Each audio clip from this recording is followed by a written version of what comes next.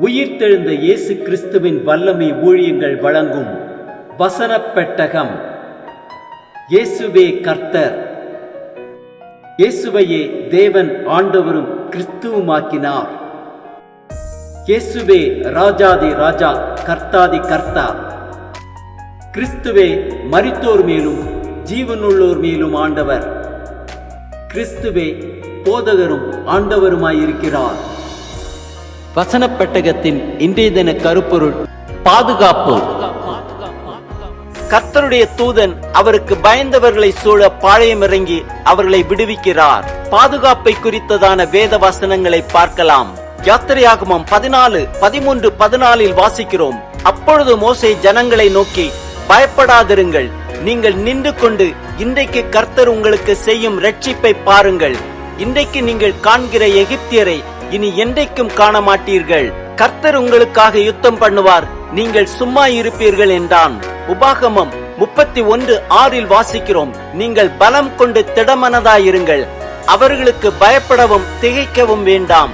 உன் தேவனாகிய கர்த்தர் தாமே உன்னோடே கூட வருகிறார், அவர் உன்னை விட்டு விலகுவதும் இல்லை, உன்னை கைவிடுவதும் இல்லை என்று சொன்னான். 2 சாமுவேல் 22:3-4 வாசிக்கிறோம், தேவன் நான் நம்பியிருக்கிற துருகமும் என் கேடகமும் என் இரட்சணிய கொம்பும் என் உயர்ந்த அடைக்கலமும் என் புகலிடமும் என் இரட்சகருமானவர், என்னை வல்லடைக்கு நீங்களாக்கி ரட்சிக்கிறவர் அவரே. ஸ்துதிக்கு பாத்திரராகிய கர்த்தரை நோக்கி கூப்பிடுவேன், அதனால் என் சத்துருக்களுக்கு நீங்களாக்கி ரட்சிக்கப்படுவேன். சங்கீதம் 3:4-5 வாசிக்கிறோம், ஆனாலும் கர்த்தாவே, நீர் என் கேடகமும் என் மகிமையும் என் தலையை உயர்த்துகிறவருமாயிருக்கிறீர். நான் கர்த்தரை நோக்கி சத்தமிட்டு கூப்பிட்டேன், அவர் தமது பரிசுத்த பர்வதத்திலிருந்து எனக்கு செவி கொடுத்தார். நான் படுத்து நித்திரை செய்தேன், விழித்துக் கொண்டேன், கர்த்தர் என்னை தாங்குகிறார். சங்கீதம் 5:11 வாசிக்கிறோம், உம்மை நம்புகிறவர்கள் யாவரும் சந்தோஷித்து எந்நாளும் கெம்பீரிப்பார்களாக, நீர் அவர்களை காப்பாற்றுவீர். உம்முடைய நாமத்தை நேசிக்கிறவர்கள் உம்மில் களி கூறுவார்களாக. சங்கீதம் 12:5 வாசிக்கிறோம், ஏழைகள் பாழாக்கப்பட்டது நிமித்தமும் எளியவர்கள் விடும் பெருமூச்சு நிமித்தமும் நான் இப்பொழுது எழுந்து அவன் மேல் சீறுகிறவர்களுக்கு அவனை காத்து சுகமாயிருக்க பண்ணுவேன் என்று கர்த்தர் சொல்லுகிறார். சங்கீதம் 16:8 வாசிக்கிறோம், கர்த்தரை எப்பொழுதும் எனக்கு முன்பாக வைத்திருக்கிறேன், அவர் என் வலது பார்சத்தில் இருக்கிறபடியால் நான் அசைக்கப்படுவதில்லை. சங்கீதம் 17:8-9 வாசிக்கிறோம், கண்மணியைப் போல என்னை காத்தருளும், என்னை ஒடுக்குகிற துன்மார்க்கருக்கும் என்னை சூழ்ந்து கொள்கிற என் பிராண பகைஞருக்கும் மறைவாக உம்முடைய செட்டைகளின் நிழலிலே என்னை காப்பாற்றும்.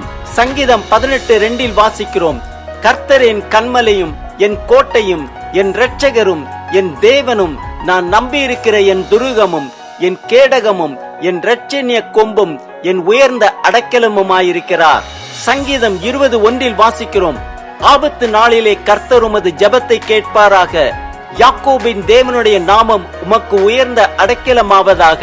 சங்கீதம் 32:7 வாசிக்கிறோம், நீர் எனக்கு மறைவிடமாயிருக்கிறீர், என்னை நீர் இக்கட்டுக்கு விலக்கி காத்து இரட்சணிய பாடல்கள் என்னை சூழ்ந்து கொள்ளும்படி செய்வீர். சங்கீதம் 34:8-9 வாசிக்கிறோம், கர்த்தர் நல்லவர் என்பதை ருசித்து பாருங்கள், அவர் மேல் நம்பிக்கையாயிருக்கிற மனுஷன் பாக்கியவான். கர்த்தருடைய பரிசுத்தவான்களே, அவருக்கு பயந்திருங்கள், அவருக்கு பயந்தவர்களுக்கு குறைவில்லை. சங்கீதம் 34:19 வாசிக்கிறோம், நீதிமானுக்கு வரும் துன்பங்கள் அநேகமாயிருக்கும், கர்த்தர் அவைகள் எல்லாவற்றிலும் நின்று அவனை விடுவிப்பார்.